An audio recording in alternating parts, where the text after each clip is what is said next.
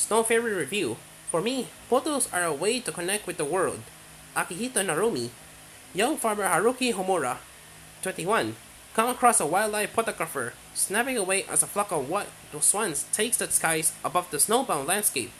Akihito Narumi, 27, tells him that he has come to Hokkaido to photograph snow fairies, but something has gone wrong with his accommodation, booking and he's had to resort to his tent. So Haruki offers to put him up. The reserved young man leaves, alone in a big house that doesn't seem bothered by that solitude. Haruki is puzzled by Narumi's interest in snow fairies and wonders if the photographers thinking of local Ainu legends of a race of little people know as Korpokor. But it's not until Narumi gives him one of his books of wildlife photography that he realizes that his top guess is the real deal. However, when they settle down for the night in the warmest room, Narumi reaches out in his sleep and hugs Haruki close, murmuring, "I finally meet you, my cute little fairy." Spook. Haruki beats a very hasty retreat and spends a sleepless night by the wood-burning stove. In the morning, Narumi doesn't remember a thing. As the winter days go by, Haruki gradually becomes less wary around the outgoing Narumi, and they both learn more about each other. Narumi reveals that he had a sickly childhood that was often in hospital, but he was inspired when his mother brought in a book of birds of the world, which inspired him to want to travel and take photographs like those in the book. Narumi offers to teach Haruki about photography.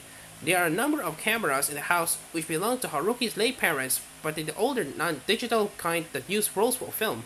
Haruki's natural reluctance softened under Narumi's guidance, and he decides to use one of his father's cameras. Haruki has also been warming to Narumi's outward-going personality. By the spring and the fall arrives, Narumi plans to leave. He's booked to go on an 8-month trip to New Zealand.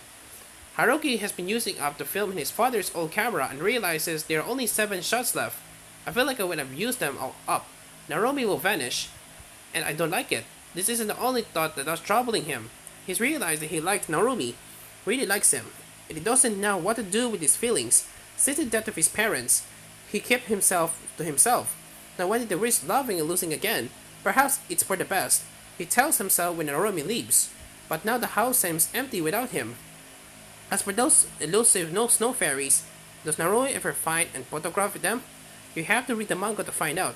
Tomo Serizawa's graphic style is accomplished and attractive. The story flows naturally from panel to panel, and the characters are sympathetically drawn. The wintry landscape of Hokkaido is also very well portrayed, as are the birds Narumi comes to the photograph. Flashbacks are woven seamlessly into the narrative, so we learn gradually about Haruki and Narumi's past, much at the same time as we learn more about each other. Narumi, older and more experienced, realizes that he is falling for Haruki, but Haruki, who's had to become self-resilient at a young age, while leading a very sheltered life in a deep country, is very worried around any kind of physical contact, even a friendly head pat or a hug.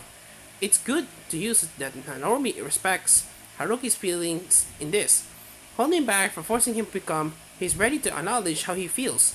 The art of photography has drawn these two people together, as they communicate during the camera lens and what it captures, even when they're very far away.